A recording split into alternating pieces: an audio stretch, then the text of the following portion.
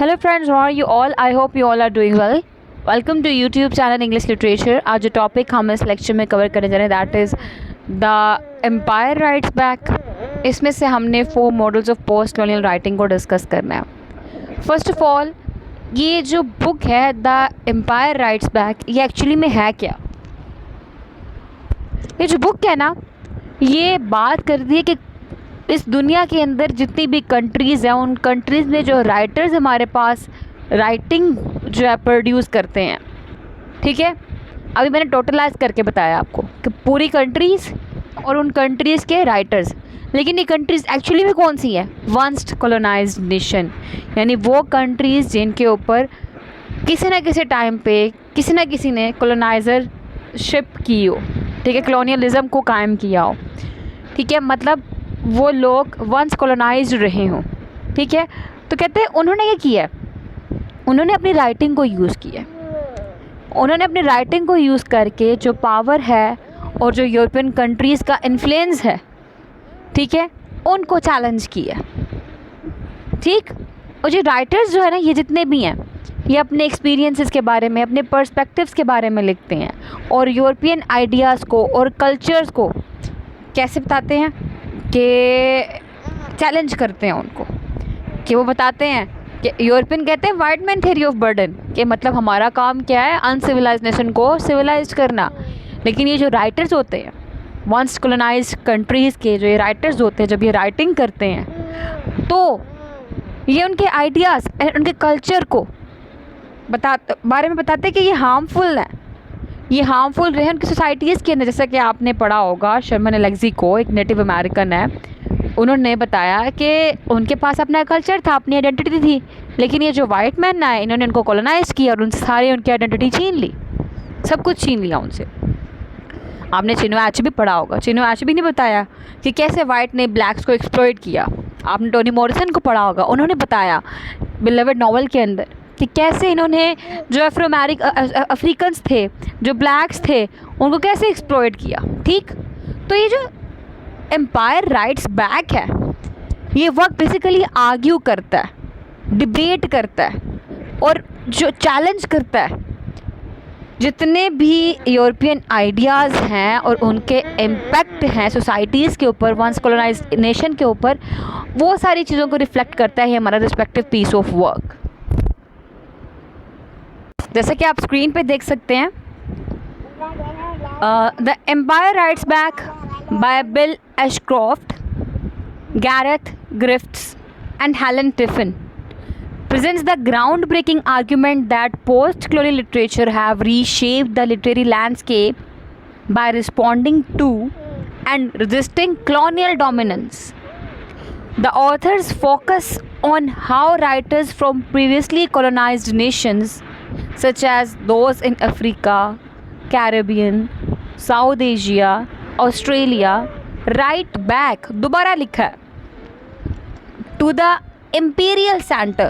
Imperial centre मतलब Europe की बात की जा रही है। Challenging the Eurocentric norms imposed by colonial powers. Eurocentric norms यानी कि जो यूरोप ने अपने आप को कहा था कि हम सेंटर है, बाकी सारे हमारे इर्द गिर्द घूम रहे हैं, इन सब ये सारे इलिटरेट है, इनको लिटरेसी सीखनी चाहिए और हम यहाँ पे उनको लिटरेट करने के लिए हैं। यूरोसेंट्रिक का मतलब ये था कि यूरोप सेंटर है, पावर है। तो कहते हैं कि एक्चुअली में क्या किया उन्होंने?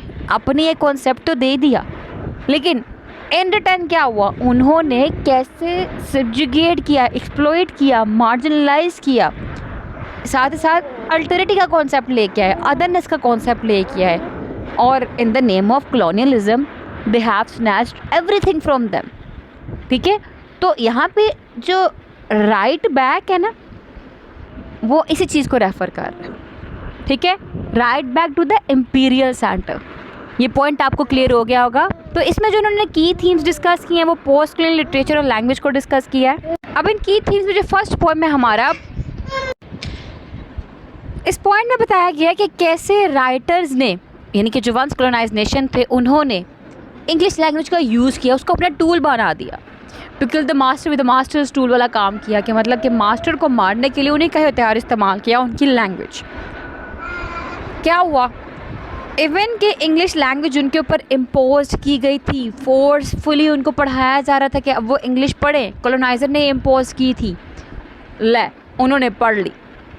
पढ़ने के बाद जी क्या किया उन्होंने, पढ़ने के बाद उन्होंने होशियारी दिखाई और उन्हीं की ज़ुबान को इस्तेमाल करके अपने कल्चर्स को और अपने एक्सपीरियंस को प्रेजेंट किया।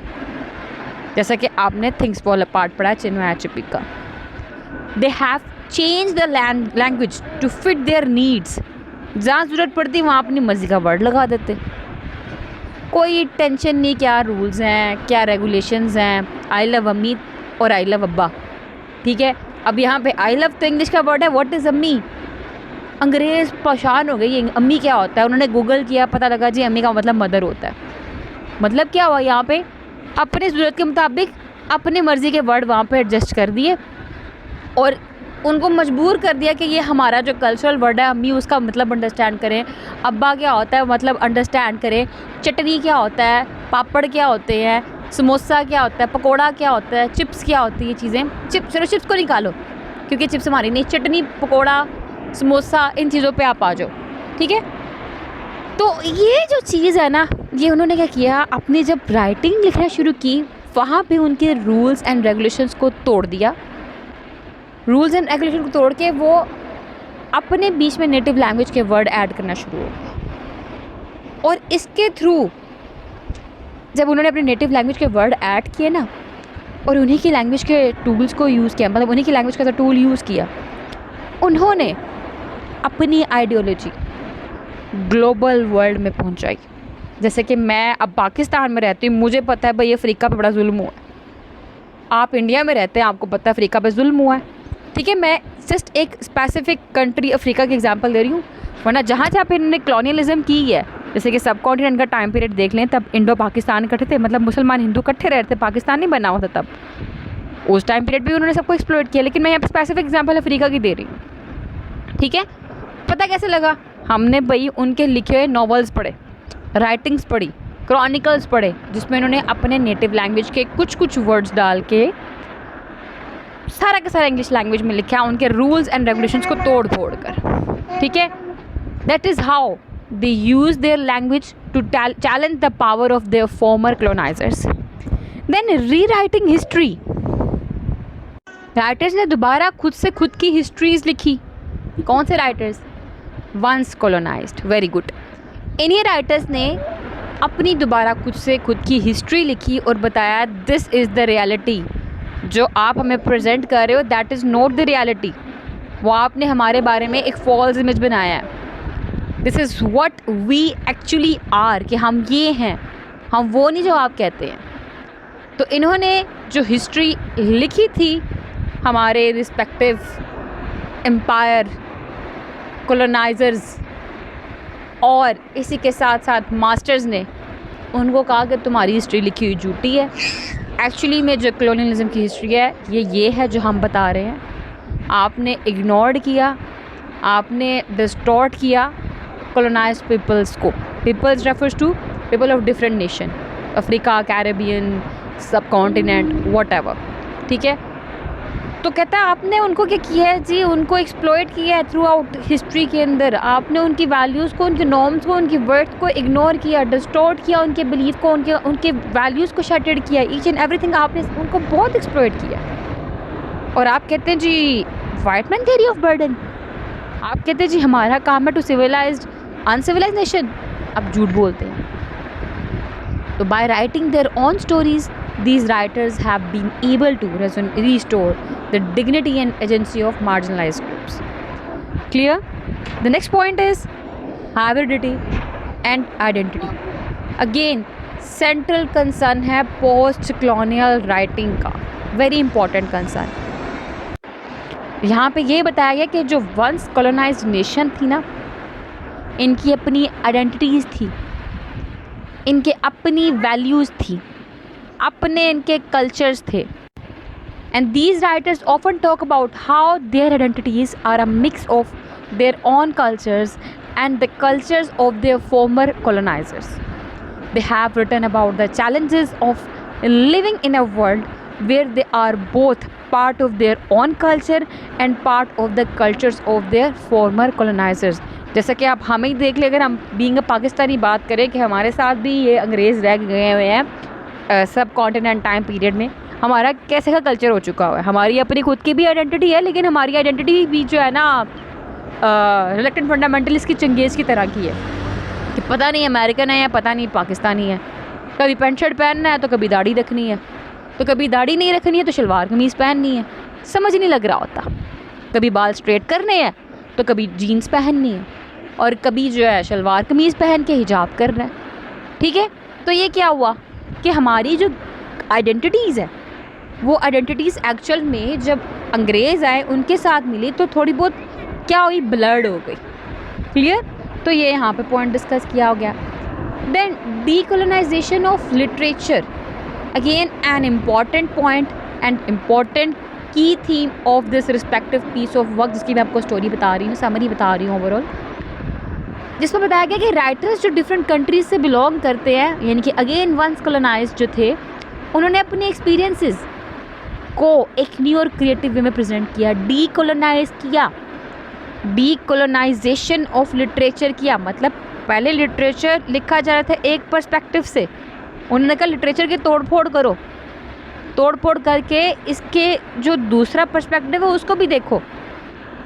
अंग्रेज़ों ने लिख दिया, लोग पढ़ रहे हैं, तो कहते हैं अंग्रेज़ों ने लिख दिया, वो लोग पढ़ रहे हैं, वो एक पर्सपेक्टिव है, अब दूसरा पर्सपेक्टिव भी देखो, डीकोलोनाइज करो, छांटी करो। तो कहते हैं these writers have often rejected the traditional forms of literature that were brought into the time period brought by there colonisers and have instead developed their own unique ways of telling stories.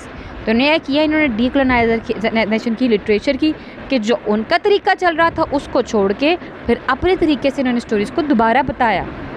तुम कहते हो कालों को खाना नहीं आता, हम काले ज़रूर है लेकिन हमें खाना आता है। This is what Chinua Achebe tells to them by writing their piece of work which is known as things fall apart. ठीक है कि उसने क्या किया, हार्ट ऑफ डार्कनेस हमारे पास एक कॉलोनियल पीस ऑफ वर्क आ गया, चिनुआ एचेबी ने उसके रिस्पॉन्स में डीकोलोनाइजेशन ऑफ लिटरेचर किया।